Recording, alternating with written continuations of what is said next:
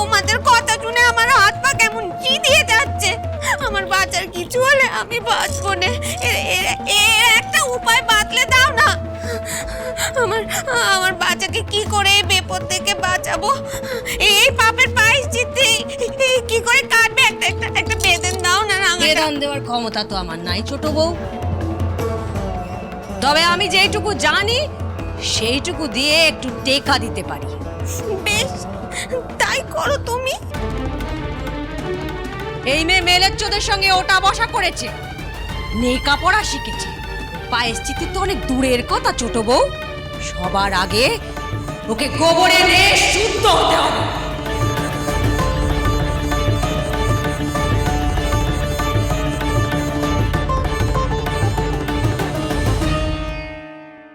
মা, ও মা, মা চোখ খুলুন না মা, বলুন না মা কোথায় কষ্ট হচ্ছে। মা, ও মা, দাদাও এর মধ্যে বাড়িতে নেই, কি যে করি। ও মা, ঠাকুরজি, আর কোনো উপায় নেই গো। কেলোকে বলো একবার কবরেজকে খবর দিতে।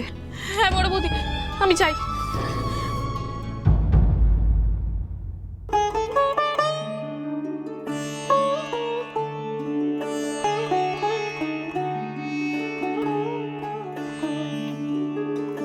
আমার জন্য ভাবতে হবে না তোমাদের, আমার শরীরের ব্যায়ামও ঠিক সেরে যাবে, কিন্তু বাইরে আমার দু মেয়ের মনের ব্যায়ামও ও যে সহজে সারবে না বড় বৌমা।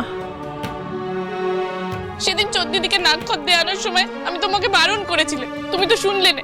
এখন দেখো চোদ্দিদি বৌমার সাথে কি করে। শাস্তি মানুষকে শুধরানোর জন্য দেয়া হয় চাঁদু, আমিও তাই দিয়েছিলাম, কিন্তু আজ বুঝছি ওই কুকুরের ন্যাজ আর আমার সুদা দুই সিধে হওয়ার নয়। ভাগ্যিস শুরু আর বড় নাচ জামাই চলে গেছে এ বাড়ি থেকে, নইলে একটা শিক্ষিত ছেলেকে এইসব দেখতে হতো। ছি ছি ছি ছি ছি ছি, আমার নাত বইয়ের ওপর অমন অত্যাচার করছে আমার দুই মেয়ে, আমার বাপতেও জ্ঞান নয়। চি চি চি চি চি। ও মা, মা আপনি এমন উত্তেজিত হবেন না মা, আপনি যে আরো অসুস্থ হয়ে পড়বেন। বাইরে নাতবু একা আছে, তুমি ওর কাছে যাও বড় বৌমা, ওর খুব দরকার তোমাকে। আমি ঠিক আছি। হ্যাঁ মা। আজ ফোনেটা যদি বাড়িতে থাকতো এই অঘটন ঘটতো রে।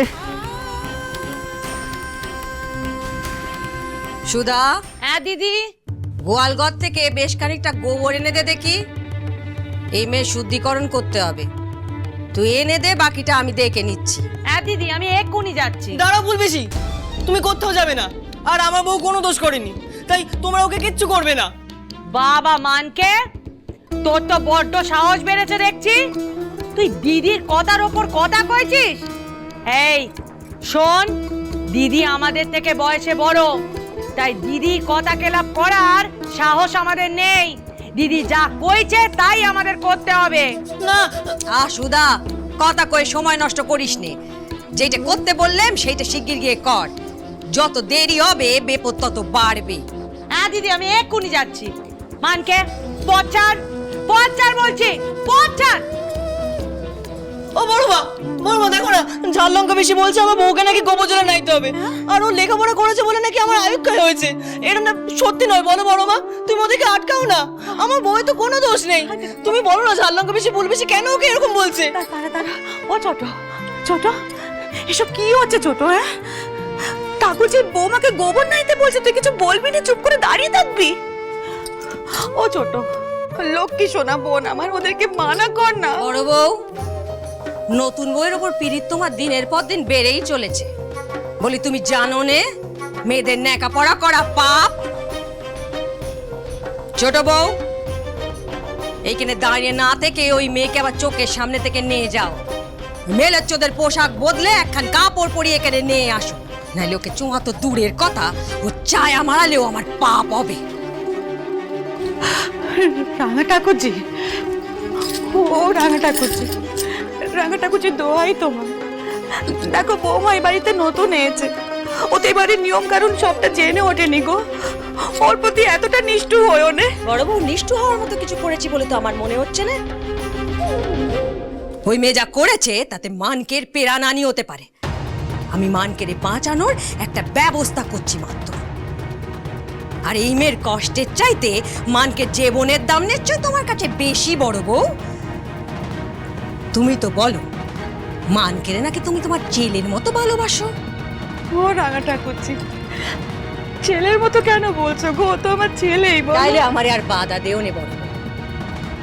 আমি যা করছি মানকের ভালোর জন্যই করছি। এতে আমার তো কোনো স্বার্থ নেই বড় বউ। ওই মেয়ে যদি আমার কথা শোনে তাহলে মানকের মঙ্গল হবে। রাঙা ঠাকুরজি, আমি তোমার সব কথা বুঝতে পারছি, কিন্তু দেখো এই মেয়ে যদি কোনো খুঁত হয়ে থাকে তার জন্য তো গুরুদেব বিধান দেবে না। তার আগেও কিভাবে শাস্তি দিও নে। বড় বউ আমার সামনে এইভাবে কাঁদুনি কেঁদে কোনো লাভের লাভ হবে না। আমার নিয়ম আচার আজ পর্যন্ত কারোর জন্য বেনিয়ম হয়নি, আজ এই বাইরের মেয়ের জন্য বেনিয়ম হবে না।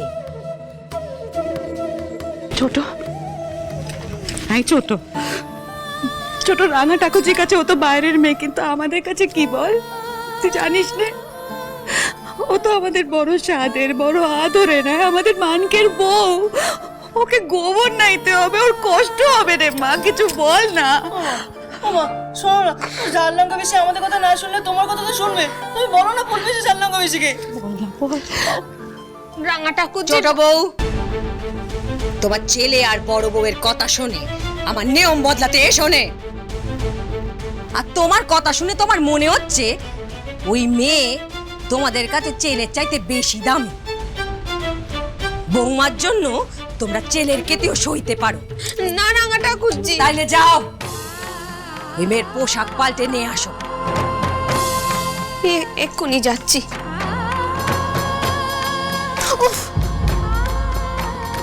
ছোট কি করছিস? কি ছোট, ওর লাগছে যে। ও ছোট, ছোট বৌমা যদি কিছু অপরাধ করে থাকে তার বিধান দেবে তো গুরুদেব, রাঙা ঠাকুরজি তো নয়। ততক্ষণ মেয়েটাকে একটু রেহাই দে। তুমি তখন একদম ঠিক কথা বলেছো দিদি। আসলে ছেলেটা আমার, তোমার নয়। না হলে মানকের এত বড় বেপদ জেনেও তুমি গুরুদেবের আসা পর্যন্ত অপেক্ষা করতে বলতে নে। যাও, তুমি মার ঘরে যাও। আমার ছেলের ভালো মন্দ আমি বুঝে নেব।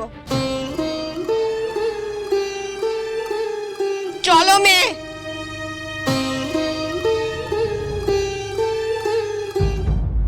আমার বউ কোথাও যাবে না মা। আজ চার মানিক। না মা, আজ আমার বউ এই পোশাক আমার কথাতেই পরেছে, আর ওই ইংরেজি গান আমার আবদারে গেয়েছে। তাই তোমাদের যদি শাস্তি দিতেই হয় ওকে নয় আমাকে দাও। বাচ্চা আমার রাগ চড়াস নে, হাত ছাড় বলছে। না মা, ছাড়বো না। আমার বউ কোনো দোষ করেনি, তাই তোমরা ওকে কোনো শাস্তি দেবে না। আজ পর্যন্ত আমি যে কাজ করিনি সেটা করতে আমাকে বাধ্য করিস না মানিক, ছাড়। তবে কেন করছো মা? কেন বিশ্বাস করছো পিসিদের কথায়? আমি তোমাকে বলছি, আমি বীর পৃথ্বীরাজ। আমার বউ যদি লেখাপড়া জানে তবে আমার গর্ব হতে পারে, মৃত্যু নয়। মানিক ছোট। আগুনটা তবে ভালোই লেগেছে। এই দৃশ্য যে আমি কোনোদিন দেখতে পাবো তা আমি স্বপ্নেও ভাবিনি। ছোট বৌদি মানকের গায়ে হাত শ্রীমান পৃথ্বীরাজ।